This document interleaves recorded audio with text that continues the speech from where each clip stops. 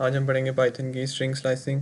Python में जैसे text लिखा है वेरिएबल, इसमें स्ट्रिंग का वेरिएबल है, इसमें हमने असाइन किया पाइथन।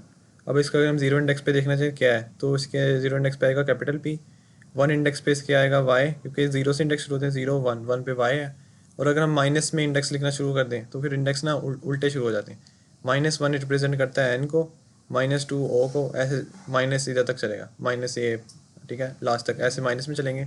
अगर हमें इसका इंडेक्स थोड़ा ज़्यादा लिख दें तो आउट ऑफ रेंज का एरर आ जाता है।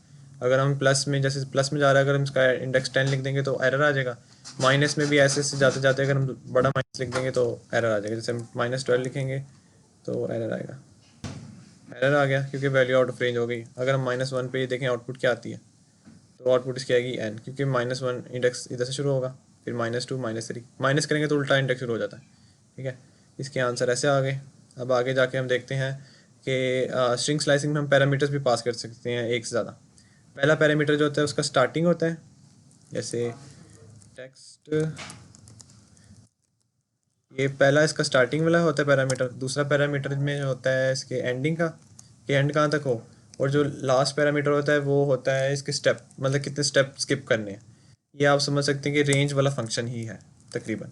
रेंज के फंक्शन में भी हम ऐसे करते हैं, पहले हम स्टार्ट बताते हैं, फिर हम स्टॉप बताते हैं कि स्टॉप कहाँ पे होना है, और उसमें हम कॉमा लगा के अगर हम लिखें तो वो स्टेप होता है कि कितना स्टेप आगे आगे जाना है। पाइथन लिखा हुआ है।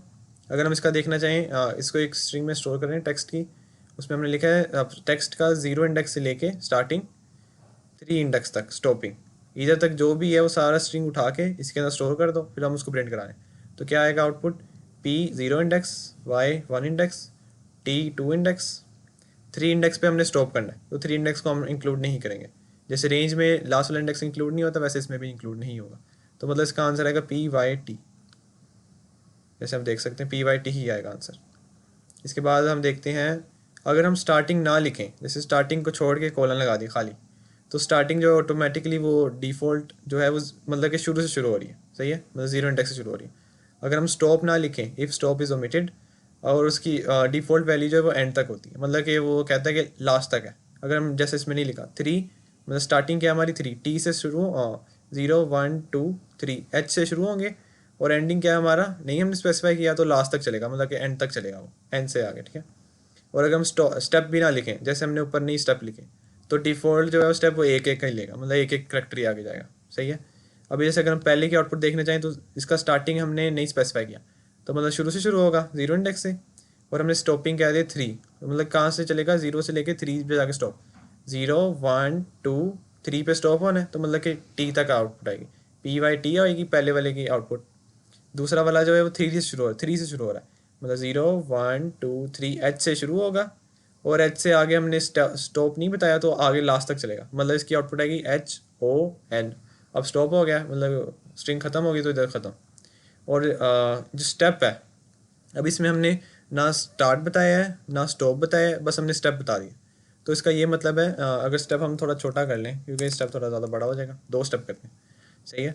अभी स्टार्टिंग इसकी इधर होगी पी से, एंडिंग इसका हो गया एन से, क्योंकि हमने स्पेसिफाई नहीं किया।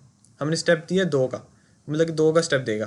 पहला करेक्टर प्रिंट कराया, अब दो का स्टेप, एक स्टेप छोड़ा, अगला स्टेप टी, दूसरा स्टेप हो गया, अब टी भी प्रिंट कराएगा, पी टी, एक ये स्टेप छोड़ दिया, ये दूसरे स्टेप पे आ गए ओ, मतलब इसका आएगा पी टी ओ। इस वाले की सब स्ट्रिंग थ्री की आउटपुट आएगी पी टी ओ। ये जैसे आप देख सकते हैं पी टी ओ, पहले वाले में पी वाई टी, और इसमें एच वन, सही है। इसमें दो का स्टेप दिया है, दो का स्टेप कैसे, पहला पहला लिख दिया पी, ठीक है। अब दो का स्टेप, मतलब एक करेक्टर छोड़ा, अगला करेक्टर जो है दूसरे स्टेप में जो करेक्टर है वो वाला प्रिंट कराया टी, फिर अगला एक जंप की, ये करेक्टर छोड़ दिया क्योंकि हम स्टेप में नहीं है, दूसरे स्टेप में जब आए ओ तो वो प्रिंट करा दिया। उसके आगे एक और स्टेप छोड़ा एन, एन एन छोड़ दिया, अगला स्टेप में स्ट्रिंग खत्म हो रही है, तो बस पी टी का आंसर है। इसके बाद आगे हम जाते हैं नेगेटिव इंडेक्सेस जो हम लिखते हैं। नेगेटिव इंडेक्स में अगर हमने जैसे ये लिखा -3 टू -1, तो इसमें -3 हमारा क्या है, स्टार्टिंग। पहली जो हम वैल्यू स्पेसिफाई करते हैं वो स्टार्टिंग होती है। -1 इसका क्या है, स्टॉपिंग। -3 लिखा है, तो अब हम मतलब इधर से शुरू हो रहे हैं, -1, -2, -3, मतलब एच इसकी स्टार्टिंग है, और एंडिंग क्या है -1। -3 स्टार्टिंग है, और -1 से स्टॉप, -1 पे आके हम स्टॉप हो जाएंगे, तो उसकी आउटपुट क्या आएगी, एच ओ एंड -1 पे जैसे ही हम आए तो वो स्ट्रिंग क्लोज हो जाएगी, एच ओ आंसर आएगा इसका। एच ओ आंसर है, ठीक है। -1 हमारा स्टॉप था, -1 ये स्टॉप, और -3 से शुरू करना है। माइनस माइनस वाले इंडेक्स ऐसे से शुरू होते हैं, -1 -2 -3 इधर से शुरू हुए, एच प्रिंट करा दिया, ओ भी प्रिंट करा दिया। -1 पे जब हम गए तो वो स्टॉपिंग इंडेक्स था, उधर हम जाके रुक गए तो वो प्रिंट नहीं कराया।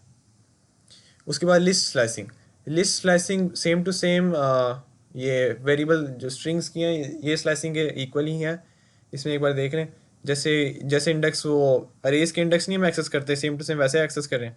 0 करेंगे तो एप्पल आ जाएगा, 1 करेंगे तो बनाना इंडेक्स, 1 इंडेक्स पे बनाना पड़ा वो आ जाएगा। -1 करेंगे तो -1 इंडेक्स कहाँ शुरू होगा, इधर से शुरू होगा या इधर से? -1 लास्ट से शुरू होता है ना, तो इधर से शुरू हो जाएगा, मतलब कि इस वाले की जगह आ जाएगा चेरी, और -2 में आ जाएगा बनाना, क्योंकि -1 ये है और -2 ये, सही है। ये आउटपुट आ गया ऐसे। उसके बाद लास्ट में अगर हम ये लिखें, इसको मैं कमेंट कर देता हूँ थोड़ी देर के लिए। अभी जैसे मैंने लिखा है S = I am under the water, ठीक है, जो भी है स्ट्रिंग एक लिखी हुई है, उसमें मैं प्रिंट करा रहा हूँ, इस स्ट्रिंग को मैं प्रिंट कर रहा हूँ कैसे। इसका मैंने स्टार्टिंग भी नहीं बताया, स्टॉपिंग भी नहीं बताया, मतलब स्टार्टिंग इसकी होगी I से, और स्टॉपिंग इसकी कहाँ पे होगी, एंड तक, और -1 इसका स्टेप दे रहा हूँ मैं, ठीक है।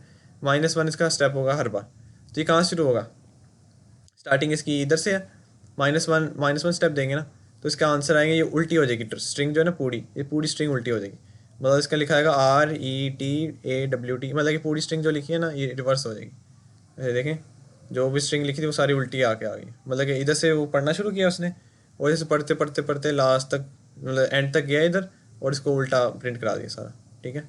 ये इसकी आउटपुट हो गई। उसके बाद जो नीचे ये एक फंक्शन है, ये वैसे एक ये हमारे हामिद भाई हैं, उन्होंने बनाया ये फंक्शन, ठीक है। इसका जो है ना, एक बार आप इसको देखें और इसकी एक बार देखें आउटपुट क्या आनी चाहिए इसकी, ये वाले फंक्शन की।